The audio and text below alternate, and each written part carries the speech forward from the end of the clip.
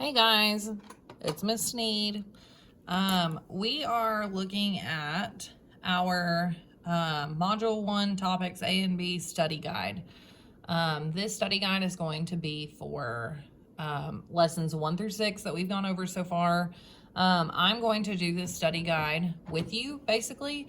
So I know you did it last week on Friday, but if you want to pull up your answers that you submitted or that you did, or that you wrote down on a piece of paper, go ahead and pull those out, because as I'm going over this is a good time for you to check and make sure you did the problems correctly, or you check to make sure they are correct. Therefore, you have something to study for your test tomorrow. Now, remember, you're not supposed to use this on your test. You can use it to study for your test, but you are not allowed to use this actually on your test. This is only supposed to be for your help to study tonight. So let's go ahead and get started.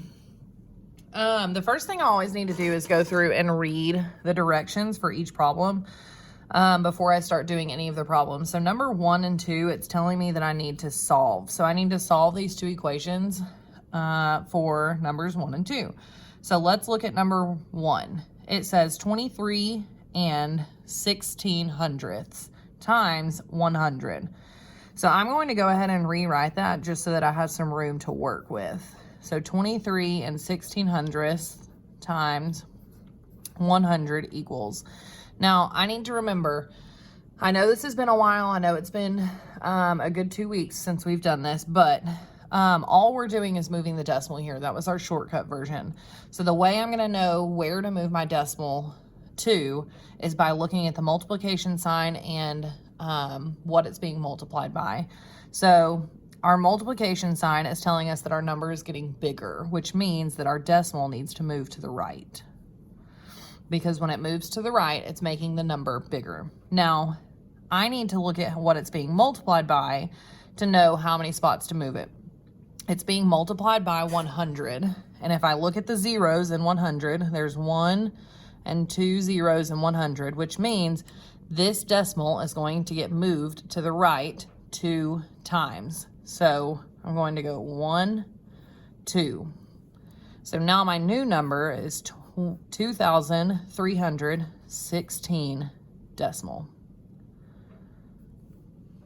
So if we look at what we started with, 23 decimal 1600ths, and we look at what we ended with, 2,316, we see that our number is bigger, which means we did what we were supposed to, so this answer is complete. So your answer for this is 2,316. Now, if you look at number 2, again, we're just solving the equation.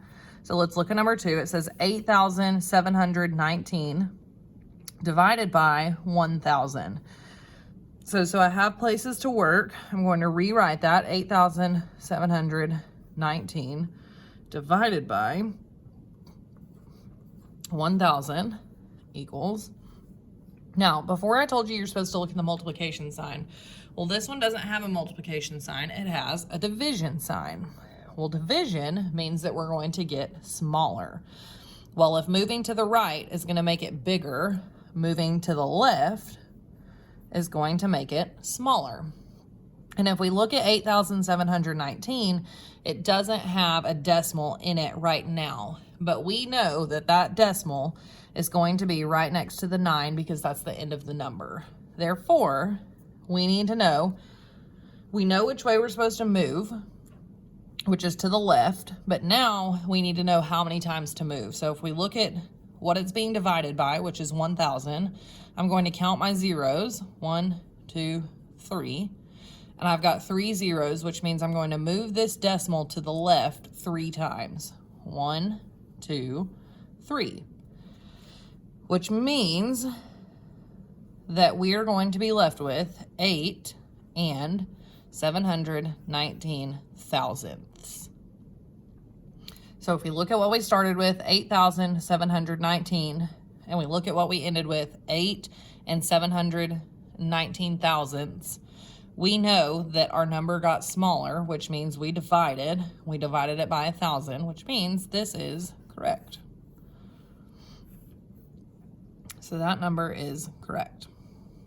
Okay, so our next set of directions for numbers 3 and 4, it says write the following in exponential form. Remember, exponential form is just telling you to write it with exponents. And exponents is going to tell you how many times you're multiplying by 10. Now, if we look at number 3, we see that we're only multiplying 2 times. 1, 2.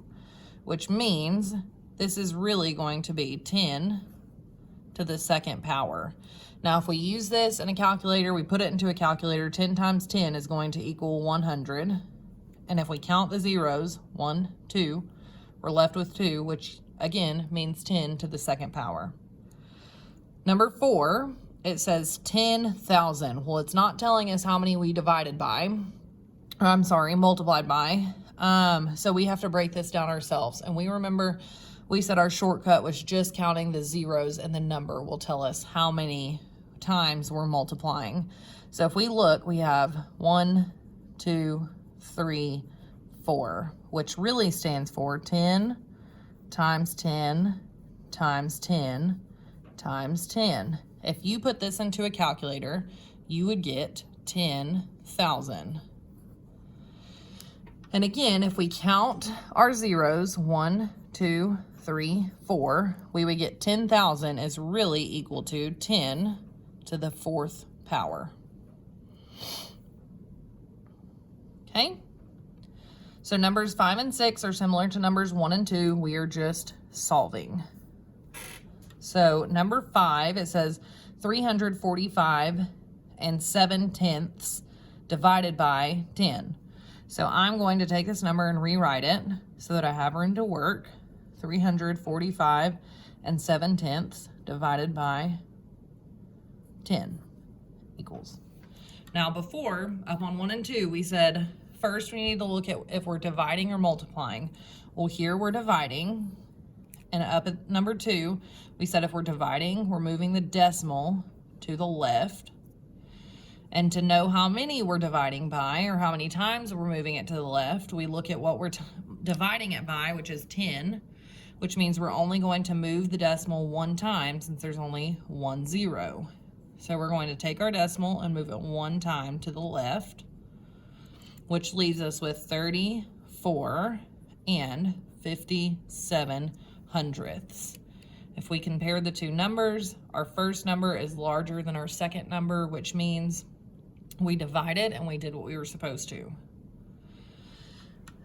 Okay, so number 6, it says 652 times 10. Well, again, I'm going to rewrite that. 652 times 10 equals. Now remember, we know that after the 2, that's our complete number. So we could put a decimal right after the 2 because there's no other numbers behind it. So let's look at our sign first and see if we're multiplying or dividing. And we're multiplying. And if we look up at number 1, when we're multiplying, we're moving that decimal to the right so that we can make the number bigger. And if we look at what we're multiplying it by, we're only multiplying it by 10, which has 1 0 in it, which means we're only moving the decimal 1 time. So if we take this decimal right here and we move it to the other side, we're left with 652. This was where our decimal was. We're going to move it 1 time and put it here now. Now, I can't just leave this number like this. I can't just write out 652 space decimal. Remember that, because this number, this isn't a number. You didn't complete the number. So instead of changing the value of the number, we need a placeholder, and that placeholder would be 0. So our answer would be 6,520. I'm sorry, 6,520 decimal right here. So if we compare 652 to 6,520, we know that 6,520 is now bigger than 652, which means we did what we were supposed to, which means this question is right. Okay, let's look at number 7. Our directions say express the number as decimals. So it's given it to us and number 8 is a fraction, and number 7, it's given it to us in words. So now we just need to put it into a decimal. So number 7 says 12 hundredths. Well, this THS is going to be a huge indicator on what side of the decimal it's going to be on. So it says that we don't have any holes, we just have 12 hundredths. So I'm going to put 0 decimal. And now I need to remember my place value chart. It's going to be tenths,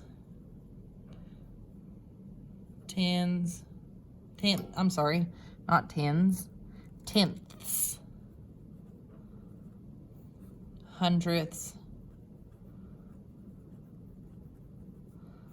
thousandths. And those THS are important. So tenths, hundredths, thousandths. Now, we know that in 12, you would write 12 just 1, 2. Well, if I wanted to make sure that that's in the hundredths place, the 2 needs to be in the hundredths place. So I'm going to fill in how many blanks I'm going to need to fill in, which is 2, because we go from tenths to hundredths. And we're over here in number 7, ending in the hundredths. So I'm going to fill in those blanks with my number 12, which means I'm left with 0 decimal 12 hundredths. Again, that's 0 decimal 12 hundredths, which is what it's asking us to put into decimal form. So now, let's look over here at number 8. It's given it to us in a fraction. Now, we've done these before, so don't panic just because it says fraction, or just because it's in a fraction. This fraction says 19 1,000ths. Now remember, it doesn't have a whole number to it, which means we're only dealing with the right side of the decimal. So we have our tenths, hundredths, thousandths. So I'm going to go ahead and put my 0 as my whole number because I don't have any holes. And then I'm going to draw out 3 blanks because I know there's 3 zeros, which means there's 3 blanks that we need to fill. Because thousandths is the place value where we're stopping. So this is the thousandths place value. So to put 19 in the thousandths place value, this 9 has to end in the thousandths place. So I'm going to go ahead and put that 9 in the thousandths place. Now, our number is 19, so I'm just going to go ahead and put the 1 in front of it. So now we have 19 thousandths. And again, we don't want to change the number by adding any other numbers other than just 0. 0 is going to be our placeholder. So now we have rewritten 19 over 1,000 as 0.019 or 19 thousandths. And remember, the THS are important. They are super, super, super important because they're telling me that I'm dealing with the right side of the decimal instead of the left side. So let's look at number 9. We have 2 set of directions here. Our first set says to express 34 and 16 hundredths in words. So let's go ahead and do that first. That word is 34 and, because remember, and is our decimal, and 16 hundredths, because we know that that 6 is in the hundredths position. It's in the hundredths place value. So this word is, or this number is now written into words, 34 and 16 hundredths.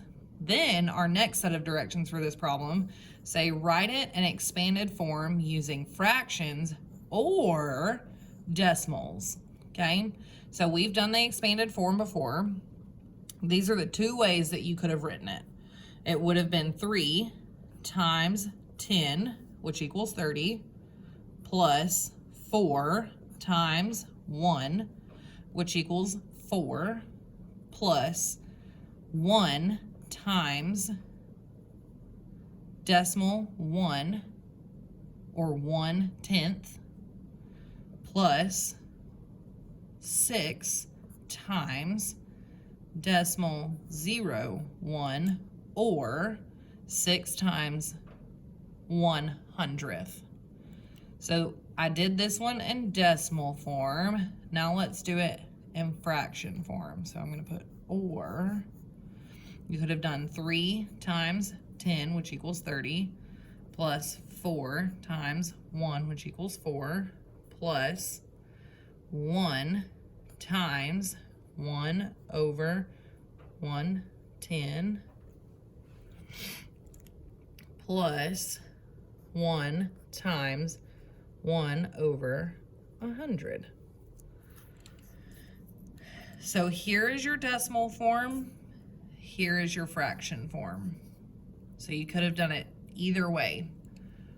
Either way I'm going to accept. But if it says express it in words and then put it in expanded form, you have to do both, not just one. So we did the words here, and we expressed it in expanded form and decimals there, and we expressed it again in decimals, or in fractions there. But both of these are going to be the expanded form. Okay, so let's look at number 10. Our set of directions says use greater than, equal to, or less than to compare. So let's look at our number. We want to find the number that is bigger than the other. And remember, that's the way our alligator mouth is going to go, is towards the bigger number. Your alligator is going to eat the bigger number. So if we look in just the 10th place, we compare these two numbers. We have decimal 87/100ths or 19/100ths.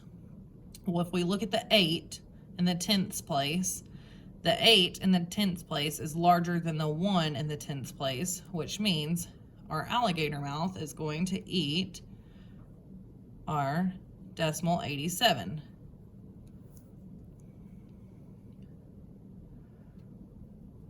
So the bigger number here is going to be the 0.87, or just 87/100ths. Number 11, it says 16.9, and then we were comparing it to 16.09. Well, if you just glance at this number, you would think that these two numbers are the same, but they're not. Because if you look in the 10th place, and one of them you've got a 9, and the other one you've got a 0. Well, 9 is larger than 0, which means, yet again, our alligator mouth is going to be pointing towards the left, and it's going to be eating 16.9, or 16.9.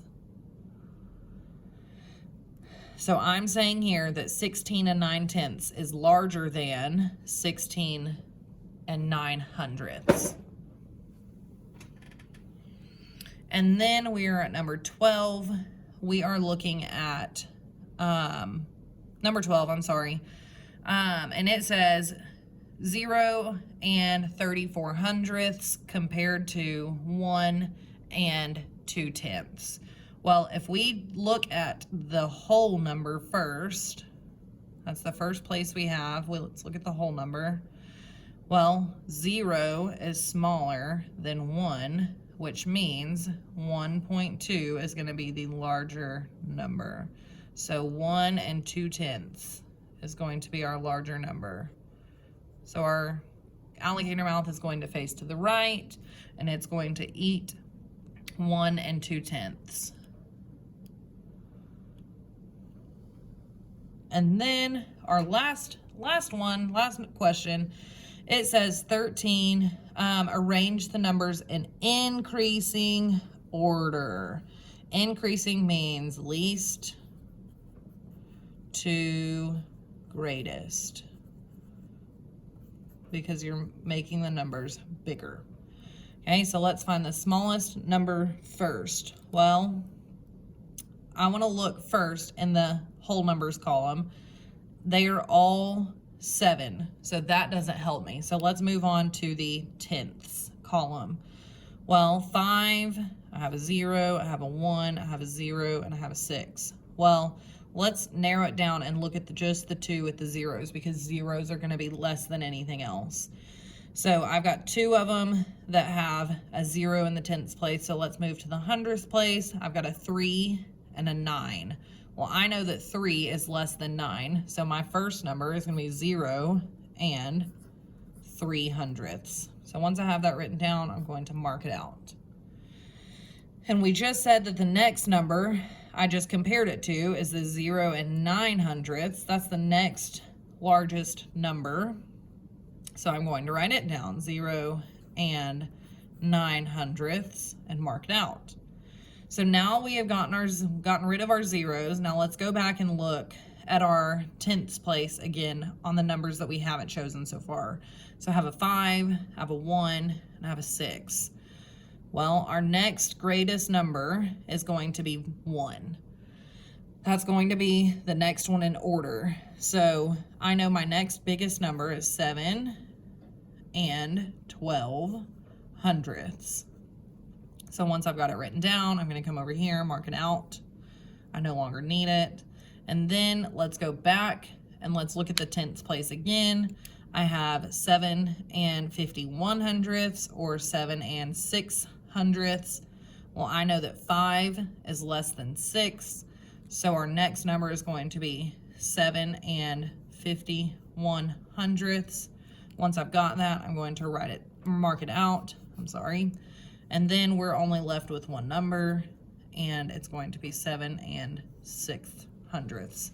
Now, if I go through and look here, I know that this was my smallest number, and this is my biggest number. So I put them in an increasing order, which was least to greatest. Now, if this review didn't help you, and you are still confused on what you're supposed to do, you're still not understanding how to do something, or maybe you just have a question on one problem, shoot me an email or message me on Schoology, and I will be happy to help you in any way that I can before your test tomorrow. But please get back to me before 3:30 so that I can help you out today. If you don't get to me before 3:30, then hopefully I can talk to you before you take your test tomorrow. Now remember, your test tomorrow, you have from about 7:30 a.m. to take the test until about 8 o'clock at night to finish the test. But hopefully once you get on and you get started, you go ahead and move through the test and you don't stop until you are finished. And like I said, I cannot actually help you with I can't give you any of the answers on the test, and your study guide is not supposed to be out when you take your test. But you are able to study the study guide tonight. So if you have any other questions, just shoot me a message and I'd be happy to help. I hope you all have a great day. Bye.